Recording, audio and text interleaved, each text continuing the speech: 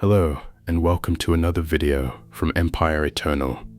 Today, we journey back into the burning heart of ancient Mesopotamia, into a world of river kingdoms, clay tablets, temple towers, ambitious kings, and laws carved so deeply into stone that their echo still reaches the modern courtroom. If you enjoy cinematic stories about the empires that shaped human civilization, leave a like and subscribe to the channel, because every video here is a passage into the forgotten worlds that built our own. And now, imagine a black stone monument standing in the dim light of an ancient temple, covered from top to bottom in mysterious wedge-shaped signs, watched over by the image of a king receiving authority from a god. For nearly 4,000 years, that stone has carried a message both terrifying and revolutionary. Justice was no longer only the will of the powerful, it was something that could be written, displayed, remembered, and feared. But before the Code of Hammurabi became one of the most famous legal monuments in history, before Babylon became a name whispered with awe across the ancient world, it was only one city among many, rising from the dust between two rivers. The story begins in Mesopotamia, the land between the Tigris and the Euphrates, where the soil was fertile, but survival was never guaranteed. Here, the rivers gave life, but they also demanded obedience. Their floods could nourish fields of barley or destroy entire villages. Their channels carried merchants, soldiers, priests, messengers, grain, copper, timber, wool, and rumor. In the distance, the flat horizon shimmered under a merciless sun, broken by the silhouettes of city walls and temple towers. To live in this land was to understand that civilization was a fragile agreement between humanity, water, gods, and power. Long before Babylon became an empire, southern Mesopotamia had already seen the rise and fall of great Sumerian cities: Ur, Uruk, Lagash, Nippur, Eridu. They had invented writing, organized temples, built canals, calculated time, recorded trade, and imagined the universe as a great divine order in which kings ruled because heaven permitted them to rule. But by the early second millennium before Christ, the old Sumerian world had fractured. The mighty third dynasty of Ur had fallen. The great cities of Isin and Larsa competed for prestige. Amorite tribes and dynasties, people with roots in the western lands, entered Mesopotamian politics and reshaped its kingdoms from within. Out of this restless age emerged Babylon, not yet the symbol of grandeur it would later become, but a rising city on the Euphrates, strategically positioned, politically patient, and spiritually ambitious. Its early kings were not yet masters of the world. They were survivors in a dangerous chessboard of rival powers. To the south stood Larsa, wealthy and proud. To the east, Eshnunna watched the routes toward the Zagros Mountains. To the northwest, Mari controlled vital corridors along the Euphrates. Beyond them were Assyrian cities, Elamite forces, nomadic groups, merchants, envoys, and kings who sent polite letters while preparing armies. This was not a peaceful world waiting for one ruler to organize it. It was a world of alliances that shifted like desert sand. A treaty signed at dawn could become a betrayal by nightfall. A brother king could become an enemy. A city saved in 1 year could be besieged in the next. And into this world, in 1792 BCE, according to the commonly used chronology, Hammurabi became king of Babylon. At first, he did not look like the conqueror history would remember. He inherited a kingdom that was respectable, but not overwhelming. Babylon was surrounded by stronger rivals, and a reckless king could have lost everything in a single campaign. Hammurabi's genius was patience. For years, he strengthened his walls, improved canals, honored the gods, built networks of loyalty, and watched the great powers exhaust one another. He understood something many kings never learn. Empires are not built only by swords, they are built by timing. They are built by knowing when to wait, when to speak, when to promise friendship, and when to strike with such force that the map itself changes. In the royal halls of Babylon, scribes pressed signs into wet clay, while officials counted grain, soldiers sharpened bronze weapons, and priests read omens from the heavens and from the livers of sacrificed animals. Hammurabi ruled in a universe where politics and religion were inseparable. The gods were not distant ideas, they were forces believed to inhabit the destiny of cities. Marduk, the patron god of Babylon, would become central to the city's identity, and Shamash, the sun god and divine judge, would shine over Hammurabi's vision of justice. But for a long time, the king's future remained uncertain. Around him, other rulers seemed far more powerful. One of the great figures of the age was Zimri-Lim of Mari, a king whose palace on the Euphrates was one of the wonders of the region, filled with courtyards, painted walls, administrative rooms, diplomats, servants, archives, and whispers. Mari was not merely a city, it was a listening post of the ancient Near East. Its letters reveal a world alive with anxiety, envoys arriving from distant courts, generals requesting reinforcements, queens advising kings, governors warning of troop movements, and rulers calling one another brother while calculating betrayal. Hammurabi and Zimri-Lim were allies for a time. They shared enemies, they exchanged messages, they understood that in Mesopotamia, friendship between kings was often a weapon disguised as affection. But there was a deeper storm gathering. Elam, powerful in the east, threatened the fragile balance of the region. Eshnunna, Larsa, Mari, Babylon, and other powers maneuvered against one another in a tense game of survival. Hammurabi's early years prepared him for the decisive campaigns of his later reign. When the moment finally arrived, Babylon expanded with astonishing speed. The king who had waited became the king who moved. His armies marched through heat, dust, irrigation canals, and fortified settlements. Bronze weapons flashed under the Mesopotamian sun. Siege works rose outside city walls. Messengers ran between camps and palaces. Priests asked the gods whether victory had been granted, and one by one, the rival powers were broken, absorbed, or humbled. Larsa, under Rim-Sin, had long dominated southern Mesopotamia. Its fall was a turning point. When Hammurabi defeated Larsa, he did more than conquer a city.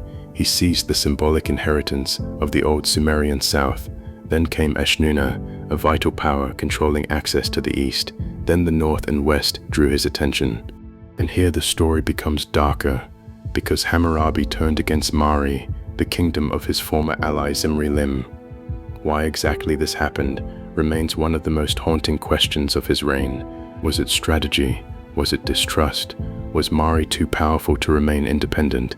Did the old alliance become inconvenient once Babylon stood alone at the center of the Mesopotamian world? Whatever the motive, the result was devastating. Mari was conquered, and eventually its greatness came to an end.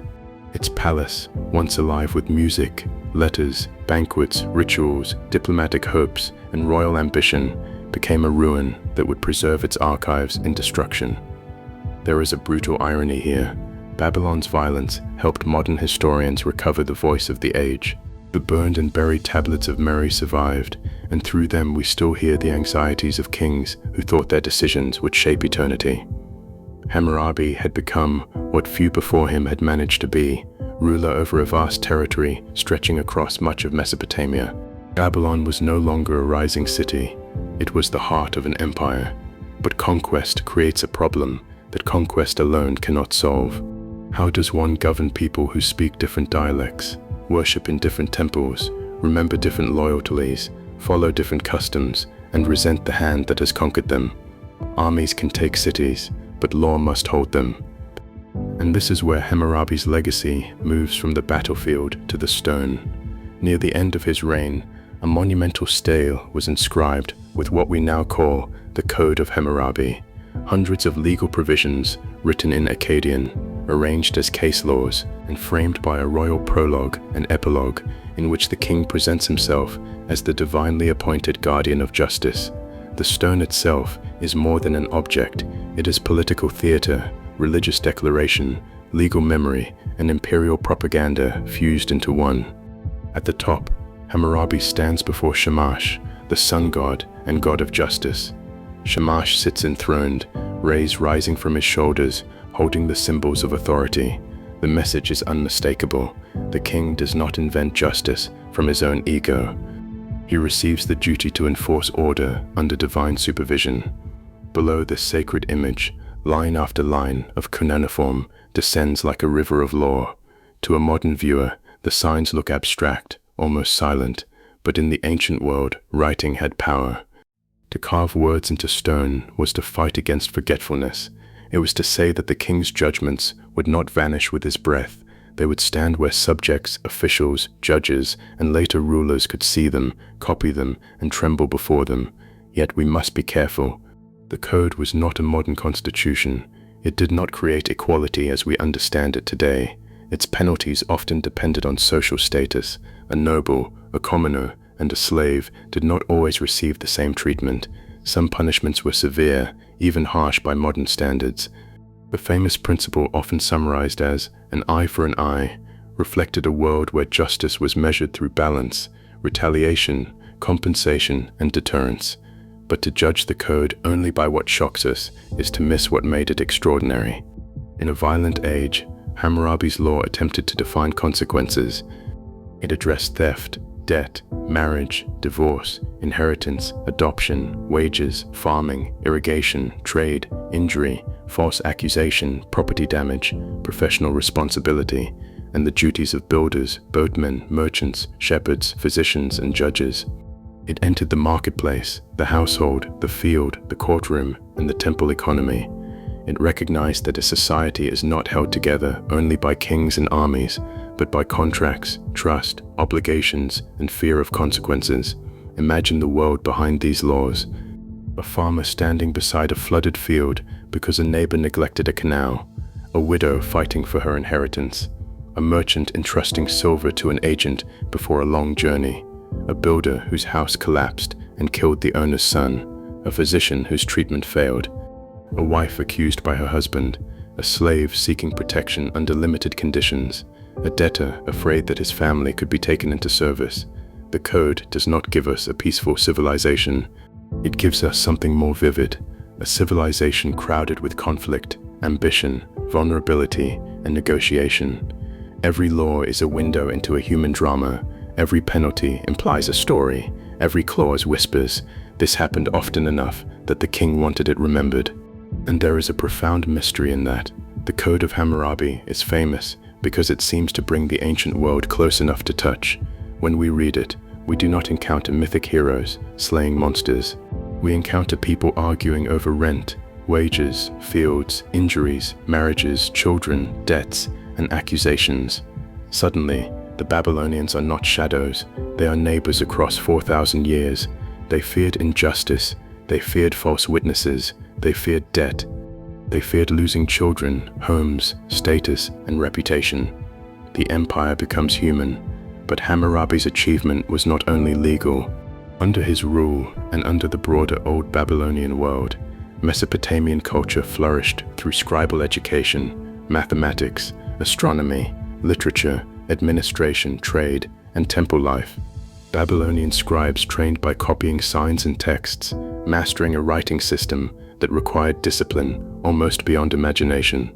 A tablet was not simply a document, it was a technology of memory. In schoolrooms, young scribes pressed reed styluses into clay, learning lists of words, legal formulas, proverbs, hymns, calculations, and royal inscriptions. They inherited Sumerian traditions even as Akkadian became the language of administration. The empire stood on the labor of people whose names are mostly lost. Canal diggers, brickmakers, farmers, weavers, bakers, brewers, shepherds, soldiers, boatmen, priests, priestesses, accountants, and mothers whose lives rarely entered royal inscriptions unless law required it. The landscape of Babylon was shaped by water and mud brick. Unlike Egypt, where stone monuments rose beside the Nile, Mesopotamian architecture often relied on sun-dried or kiln-fired bricks. Cities had walls, gates, temples, storehouses, narrow streets, workshops, and houses clustered around courtyards. The great temple complexes connected heaven and economy. Grain flowed into storage, offerings were made, rituals maintained cosmic stability. The ziggurat, rising tier upon tier, symbolized the meeting place between earth and the divine. Babylon itself would reach even greater splendor in later centuries, especially under the Neo-Babylonian kings, but Hammurabi's age laid foundations for the city's enduring identity. Babylon as a place of kingship, law, learning, and sacred ambition. And yet, for all its order, Hammurabi's empire contained the seeds of fragility. This is the pattern of many empires. The stronger one ruler becomes, the more the state depends on his personal genius. Hammurabi had conquered quickly, but conquest held together by his will would prove difficult to preserve. After his death around 1750 BCE, his son Samsu-Iluna inherited an empire larger than its administrative bones could easily support. Almost immediately, cracks widened, rebellions erupted. Southern cities resisted, territories slipped away, local powers reasserted themselves. The sea land in the far south became a challenge. Assyria regained independence in the north. What Hammurabi had built with patience and war began to contract under the weight of distance, resentment, economics, and political reality. This does not mean his successors were fools. It means empire is a dangerous inheritance. The founder can be remembered as the genius who conquered. The heir must become the administrator of every wound conquest created. Imagine Samsu-Iluna walking through the palace halls of Babylon, carrying the name of a legendary father, knowing that every city beyond the walls was asking the same question: is Babylon still strong? The answer grew less certain with each passing decade. The dynasty survived for generations, but the imperial greatness of Hammurabi's reign did not fully return. Babylon remained important, sacred, and politically significant, but the first great Babylonian Empire had already begun its long descent. Then, around 1595 BCE, in the conventional chronology used by many modern historians, the final blow came from far beyond the old centers of Mesopotamian rivalry. The Hittites from Anatolia under Mosili I raided down into Mesopotamia and struck Babylon. The event still feels almost cinematic in its audacity, a power from the north sweeping into the heartland of the Euphrates, reaching the city whose name had become synonymous with royal authority, and bringing an end to the Amorite dynasty that traced its glory to Hammurabi. The sack of Babylon did not erase the city. Babylon would rise again. In fact, part of its strange power is that it could be defeated and still remain unforgettable. After the Hittite raid, the Kassites eventually became dominant in Babylonia, beginning a new era.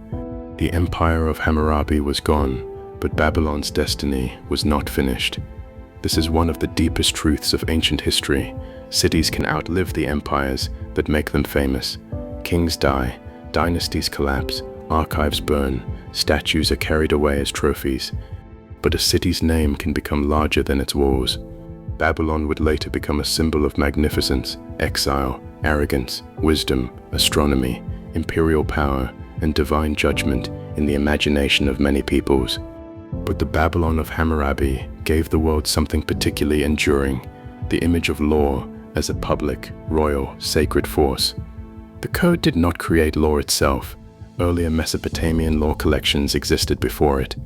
But Hammurabi's monument survived with exceptional force in the modern imagination because it is so complete, so dramatic, and so visually powerful. A king before a god, a stone covered in judgments, a promise that the strong should not oppress the weak.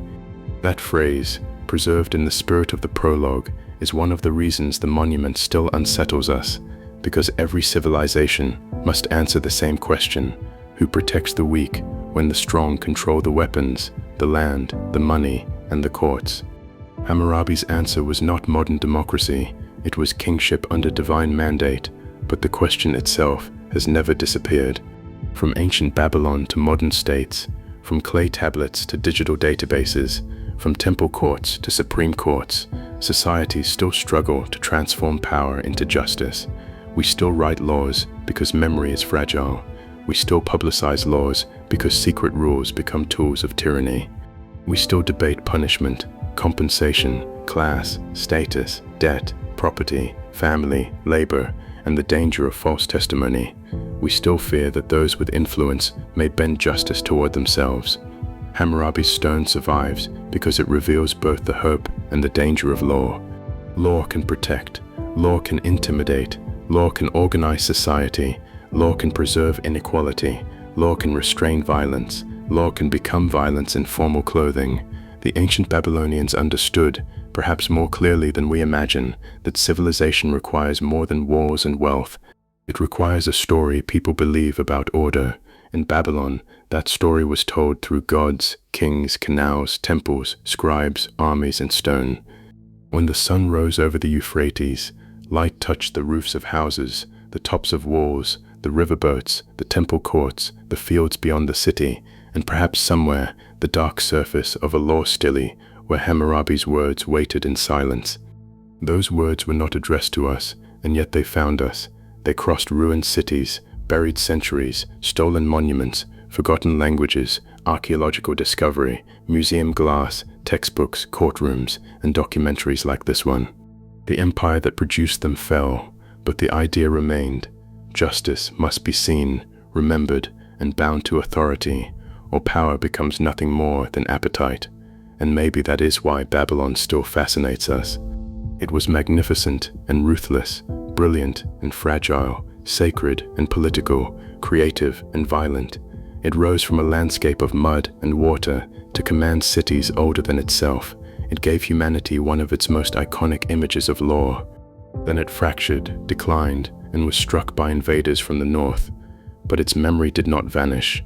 Somewhere in the darkness of history, Hammurabi still stands before Shamash, the king before the judge of heaven, receiving symbols of power that were also symbols of responsibility.